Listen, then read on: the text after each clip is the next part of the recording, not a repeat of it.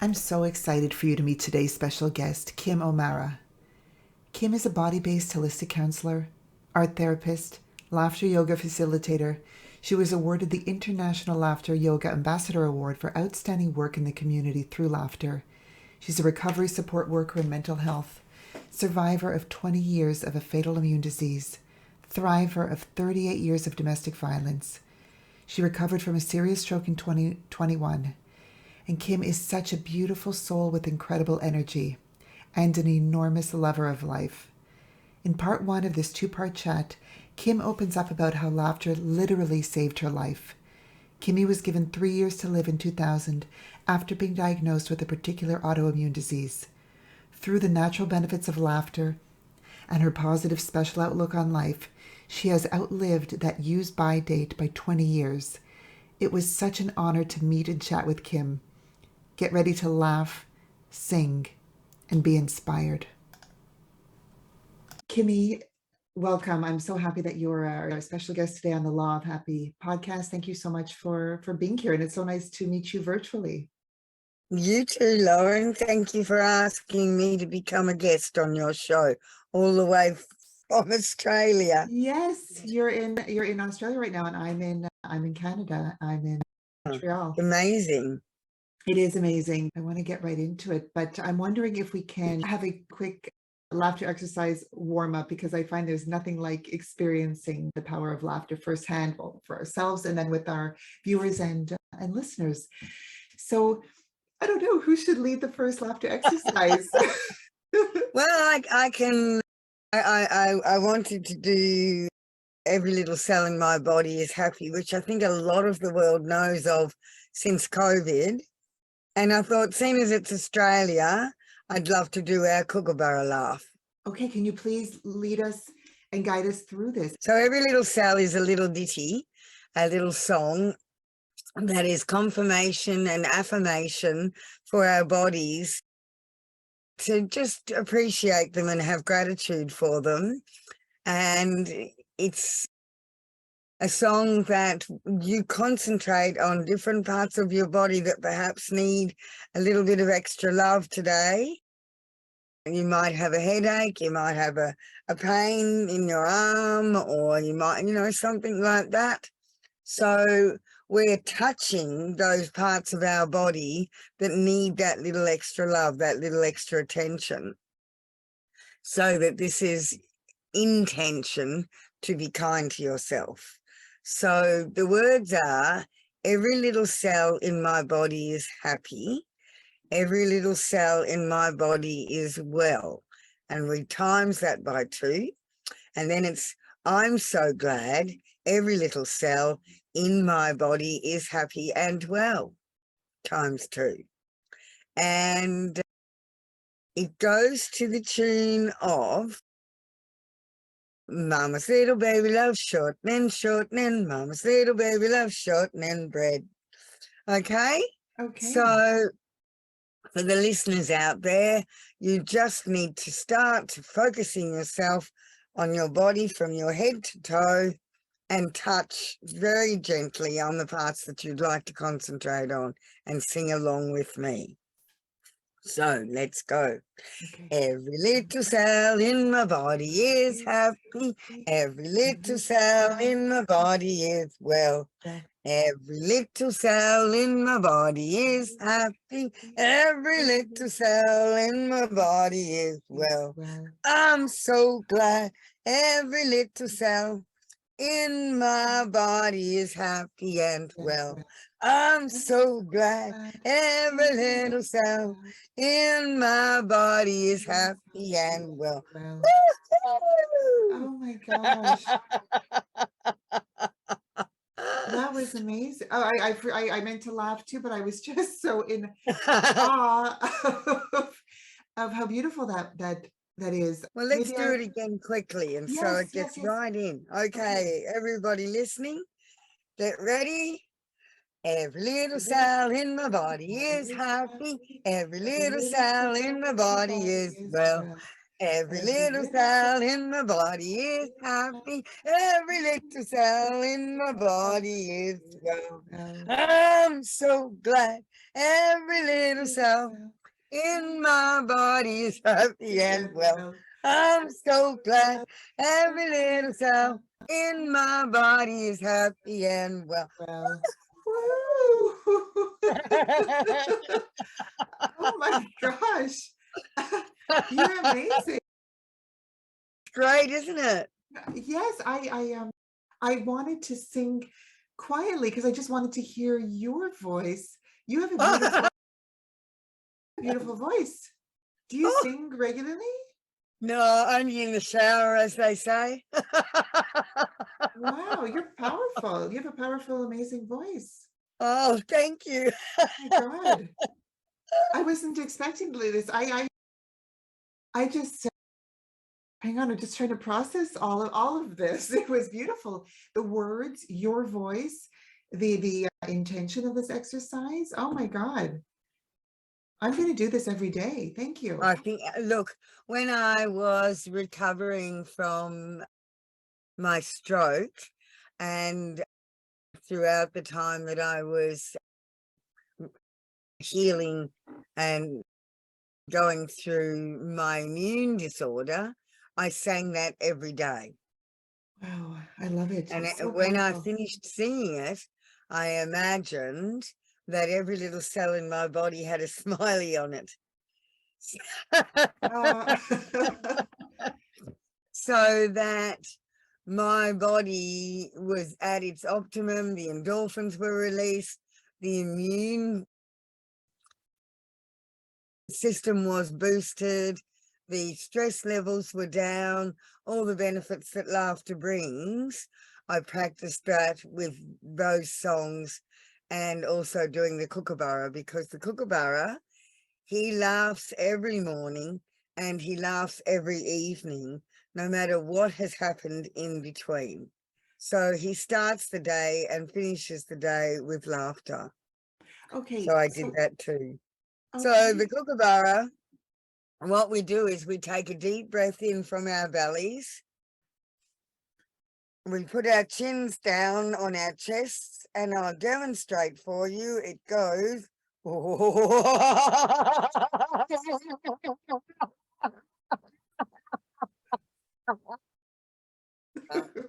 That's how the kookaburra laughs. Oh, it's hysterical. I've got so many different ones too, but it's like a cackle, and then it kind of goes into a lower thing and then fades away. So it's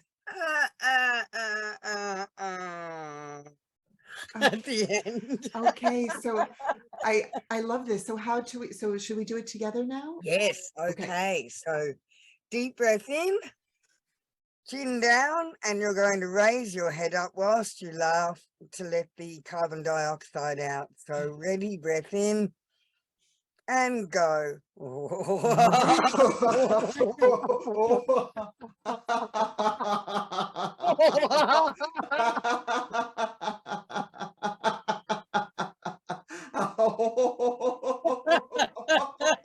That's good. That's great, Lauren. Oh Perfect. my gosh. I thank you. That was amazing. So I would love to know, so is this a daily routine for you? Like where you do the happy cell song and then you do this laughter right after? Yeah. Okay. I want to know. I love hearing about people's routines and Yeah. find it inspiring and helpful. So, and do you like to do it as early in the day as possible? Anytime I feel for it. Mhm. I might do it a couple of times a day, especially if I'm around children. I like to give them that song so that it's something they learn early and they can resource that if they need to as they grow older. Oh, So the thing is with laughter, we tend to get serious really quickly in life, and I think it comes from the old archaic times when laughter meant that you weren't very intelligent, and scientists and everything like that were very staid and, didn't laugh too much. That was a little bit ridiculous. So it's taken a long way to grow into a place where laughter is becoming more acceptable. and doesn't belong to just people that are feeble of mind or something. So if we teach our children that laughter is the best medicine rather than just a response to a joke or something like that, then we're allowing them to be able to laugh in all situations. I was brought up in the 60s, and laughter had to be done at a very appropriate times, and I was always in trouble because I couldn't decipher what was appropriate and what wasn't. I hear you. And I was brought up in the 80s, and I felt similarly love how laughter is making a comeback. Absolutely. Yes. I mean, I don't know how many times I spent time in detention from laughing at the wrong time at school. I would love to tell them what I've done with laughter now. Oh, I would love to hear about your journey with laughter. How did you discover laughter, and how did it change your life? And I'd love to just hear more, because from what I do know, you're amazing, and I just want everyone to know. Okay, so in 2000, I was diagnosed with a disease called CREST, which is an acronym for calcinosis, Raynaud's, esophageal something or another, I can't say the word, scleroderma, and telangiectasia. So those 5 diseases exist as one disease on their own, but altogether they create the acronym CREST. And in layman's terms, what that means is that I have, I'll show you, little lumps of calcium that have, I cannot because we're doing video, that's one of them, that accumulate on my tendons and stop the tendons from moving properly. The Raynaud's is a disease which stops circulation to the peripheries of your body, so your fingers and toes. And I've had ulcers and lost knuckles and these and gotten really bad infections where the doctors have wanted to amputate my fingers. But once again, I've laughed my way through the hospital bed and kept my fingers with the positive thinking. The E is an esophageal thing which stops you from swallowing, which I don't have. I'm getting little bits of signs that it possibly is coming, but I'm ignoring that anyway and just laughing about it. The scleroderma tightens all my skin and pulls the fingers, the ligaments and everything, so that your hands are claws, and it has taken the elasticity in my face. So I've had teeth removed so that I can actually talk, because I couldn't get my mouth to move around my jaw. There's been lots of things that have happened there. That's the scleroderma. The telangiectasia is bleeding of capillaries throughout my body, the small veins in your body. And I've had a lot of cauterizing operations inside my body and little red dots everywhere, which doesn't worry me. But the biggest thing that the telangiectasia and the scleroderma together has caused a stroke 2 years ago now. And it was quite funny because most people don't live to the length of time that I have lived. So I was given 3 years to live in 2000, and I'm still here. So we're looking at nearly over 20 years of survival. So the things that are happening to my body aren't that well known by the doctors because nobody's survived them. And the stroke that I had was one of the tiny little capillaries in the top of my head that more or less got strangled and stopped the blood going through. So I lost all of my left-hand side. I couldn't walk, I couldn't sit up. I was having trouble talking.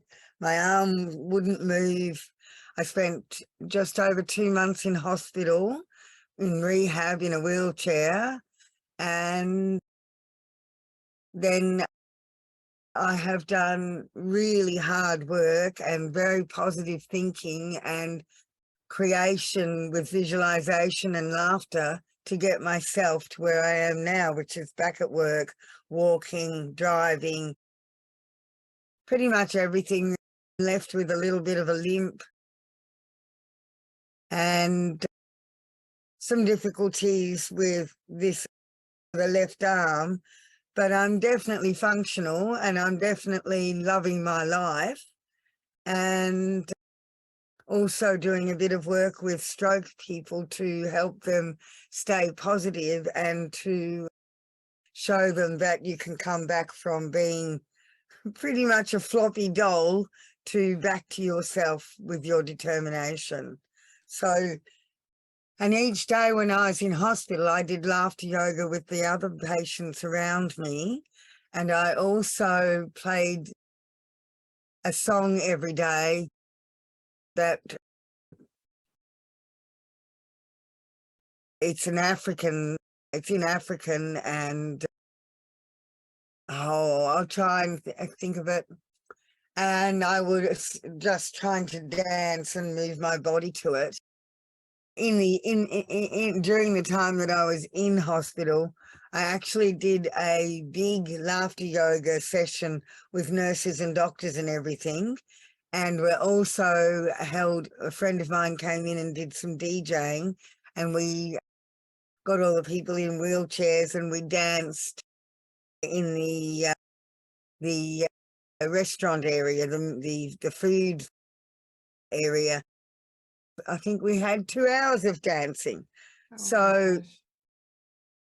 you know, to think into a place where it's dark and horrible and negative and, you know, you're heading towards a Great Depression, you can't, well, I can't stay there. I have to, it's horrible in those holes for people. And that's why I work in mental health as well. I'm a recovery support worker. I have been for 15, 16 years, helping people crawl out of holes and plant trees instead. So, Wow. phonetically speaking. So I had a lot of abuse in my life. I had 38 years of abuse from my mother, and then 2 husbands that were very abusive. And I wanted to make sense of why I went through that. And after getting to the point I have gotten the immune disease, ended up, I had kidney failure, and I couldn't walk with that either because the muscles stopped working.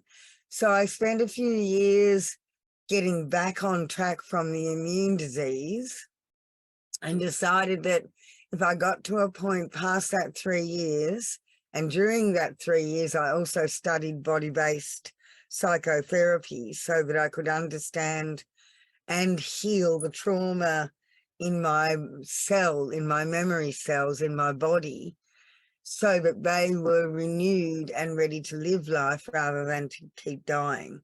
So when I finished the counseling degree, I then decided that I'm still here. So I thought I would go and do a bucket list, which was to go and see the gorillas in Rwanda and be face to face with a silverback. And so I planned that, and I headed over to Rwanda in 2010, and went and saw the silverbacks and had an amazing encounter with the main guy, who came up to me and sat right next to me and was like, ooh, ooh, The and main blew my gorilla. fringe up and everything. Yes, the silverback sat next to me, leaning on me, Oh my and gosh. just took my breath away. I felt like I was the most blessed person. And he sat with me for a little while and just looked at me, and tears streamed down my face. I was so in awe of this creature. And Wow. then he just got up and walked away. Oh. The attendant said to me, he wants you for his wife. I said, I can't come and live in the rainforest. It's too cold. Oh gosh. You were not, I mean, are they gentle? Were you afraid? I wasn't the slightest bit afraid. And the other people that were on the trip with me were standing there holding their breath. And they said, were you scared? And I couldn't even speak for about 5 minutes. It was the first time in my whole life I couldn't speak. I was so in awe. And when I could, I just said, I've not had one single bit of fear inside me. I feel touched by God. I feel Wow. touched by Mother Nature. I feel like I have been accepted into something beautiful. There's not an ounce of fear. And the funny thing was, the very next day, a guy that was staying at the place that I was staying at, he went and saw the same gorillas, and he was quite a buff guy, quite well muscled and everything. And that same gorilla challenged him, and he was petrified. Oh wow. So I was like, wow, that even makes the experience so much more special for me. So yes, they are wild. They're doing what they feel like doing in every moment. So I was given that chance, and I was praying 2 weeks beforehand to have a close encounter with the silverback. And this happened in the last 5 minutes of my visit. So I'd almost gone, oh, well, it's not going to happen. And then it did. Oh my So, God. yeah. What you said was interesting. You were praying for something like this to happen or to have an experience.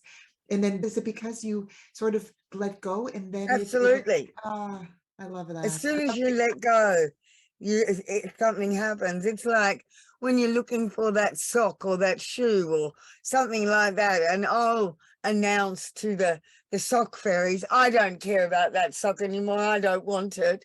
And I'll turn around and there it is. Uh, it's amazing. So It's letting amazing. go is an incredibly important part of life. Yes, thank you for sharing all of that. Oh my God, I'm just moved by every part of your journey that you've shared. It's full. I haven't wasted much time. Laughing has that effect of allowing us to let go. No? Absolutely. Yeah. It's the same as crying or, yelling or something. It's a release of emotions. And I, over the years, have studied the laughter, and I find that when I'm not holding on to anything, my laughter is hearty and it comes from deep within, and it comes loudly out and without any, the old way of saying it comes out with gay abandonment, you know, and I can observe myself. And if I find that I have nothing in the way of grief or anything like that I'm holding in my body, it's hearty. If I have some grief or I have something I haven't looked at, it's not as hearty. If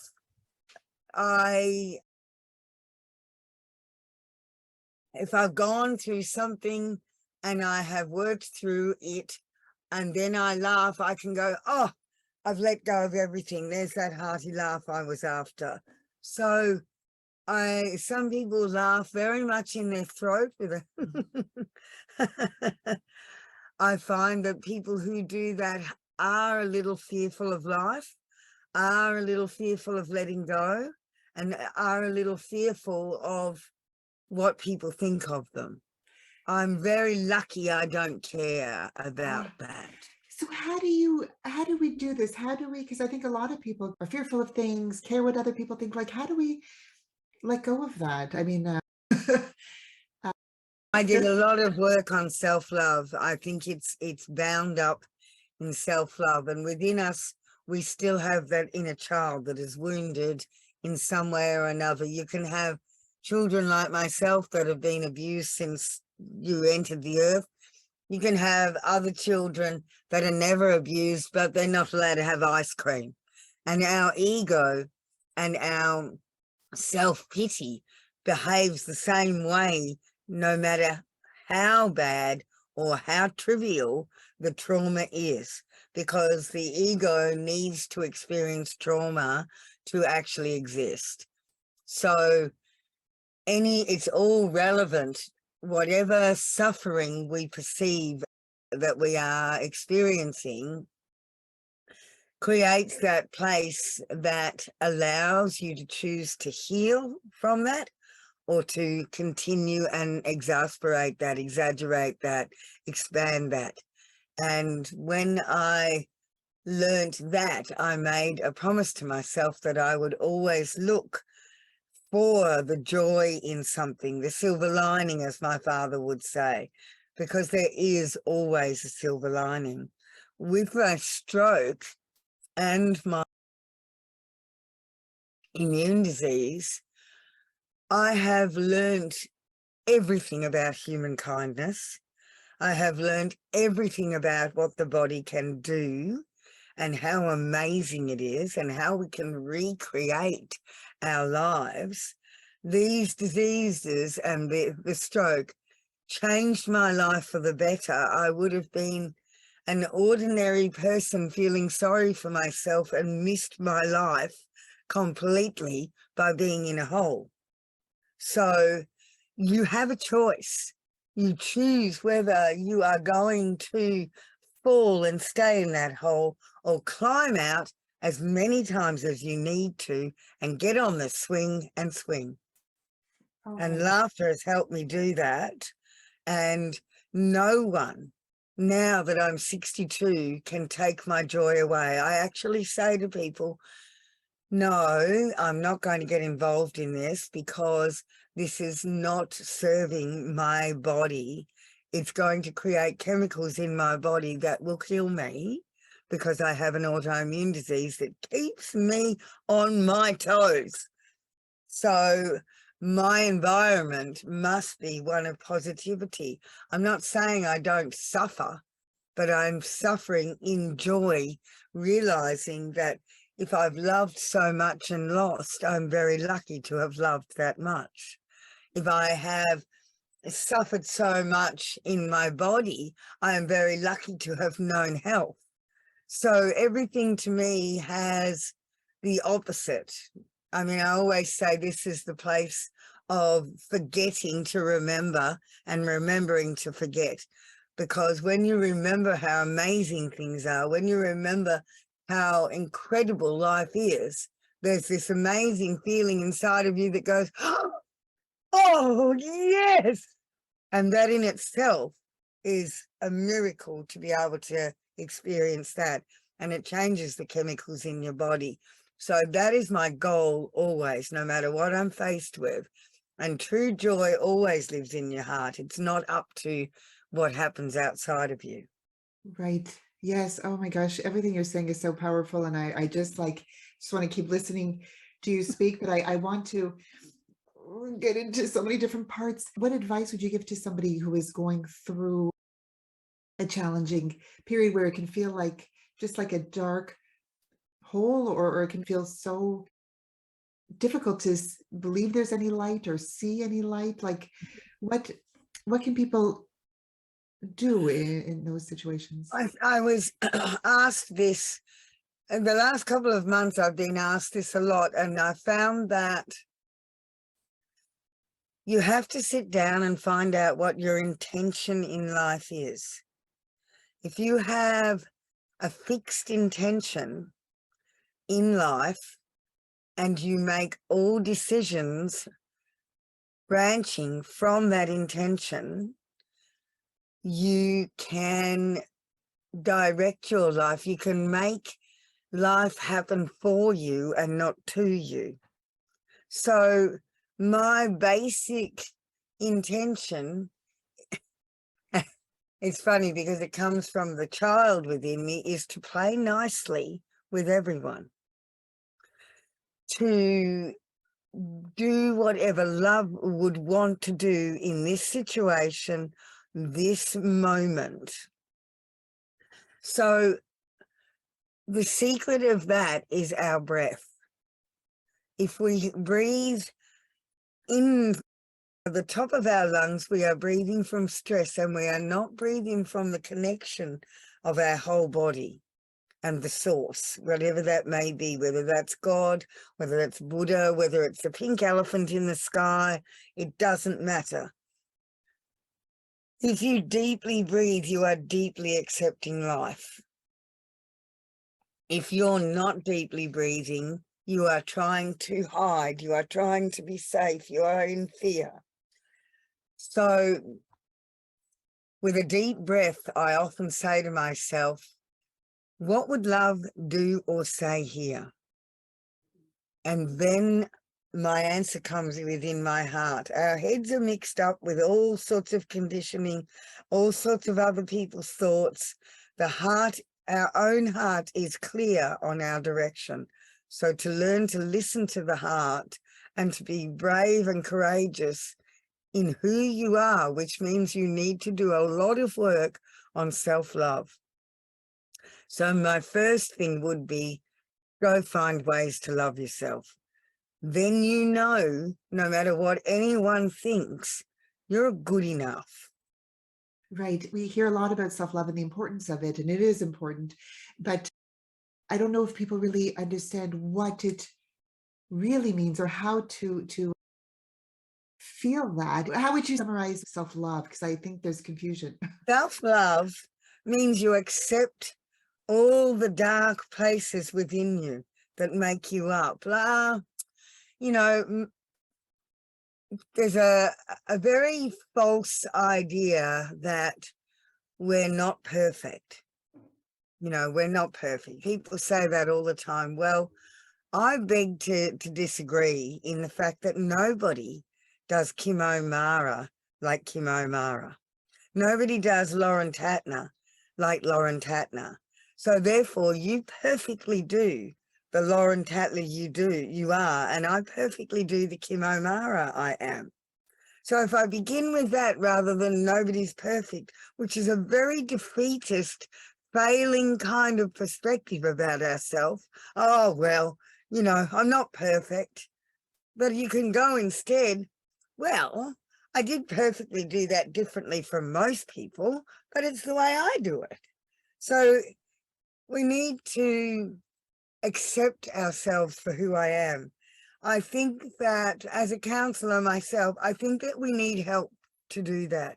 I think that we need to go read books or do classes to find the keys to inside of ourselves. If we only listen to our own head, we won't get anywhere, because it's actually full of everybody else's advice and everybody else's thoughts. So I'm a great advocate for seeking out a counsellor, a book like Eckhart Tolle is amazing. David Walsh is amazing. I like Esther Hicks, Louise Hay, you know, all of those things. I think that we get embarrassed or worry about reaching for help, but we're here on a planet with gazillions of human beings, and some of them will give you not so skillful advice, and others will give you eye-openers, life changers. Seek them out. That's what I did. I don't think you can do it alone. Right. You know, I think it's hard work, and after 38 years of physical, emotional, and sexual abuse, I think I've probably spent the next 20 years, maybe 15 years, working and studying how to love myself. And it's an ongoing thing. And I think that people can sometimes get into a flurry if they haven't done it in 3 weeks. They then feel they're a failure again. This is, in my opinion, the only thing we're supposed to do on earth is learn to love ourselves Yes. any which way we can. And then once you've done that, hearty laughter is only a chuckle away, let's say. I agree with all that. And can a hearty laughter help us open up to self-love? Absolutely. And how would you guide somebody in doing a hearty laughter so it's not like a shallow, frightened, stressed laughter? How would a hearty laughter? Would you take a deep breath in first? Absolutely. You would, I feel that you would hold your belly and you would breathe in through your belly. So instead of taking the breath in here, you imagine you're filling your belly up. So it rises. And then the breath keeps rising up into the lungs. That is how I teach people. And then I think you just have to let go on the out breath. But it's really hard to get a hearty laugh if you have, one, a feeling of embarrassment and what people think. Two, if you don't think that your laugh is very good, which most people don't like their laugh, especially if it does become a big belly laugh. So alongside of learning to breathe and to belly laugh, you need to accept yourself. So I'm not sure if people can just do the breathing and into the belly and get the belly laugh all the time, unless they're working alongside of their self-love. And that's why I think laughter has it's like an iceberg. It's 1/6 of it is up the top, but its benefits, 5/6 of it's under the water. And we have to bring it up and out to be able to give that belly laugh, that hearty belly laugh. Right. So I guess you could sum it up by getting out of your own way. That concludes part 1 of our 2-part powerful and moving chat with Kimmy. Join us for part 2, where Kim shares how she brought laughter yoga to genocide survivors in Rwanda. Thank you for having tuned into this Law of Happy episode. If you smiled, laughed, or felt inspired, please subscribe, rate, review, and share the Law of Happy podcast with someone you'd love to have fun with. And if you'd like to laugh with me as a guest on the show or in a customized program, you can email me at lauren@lawofhappy.com. I look forward to laughing with you soon.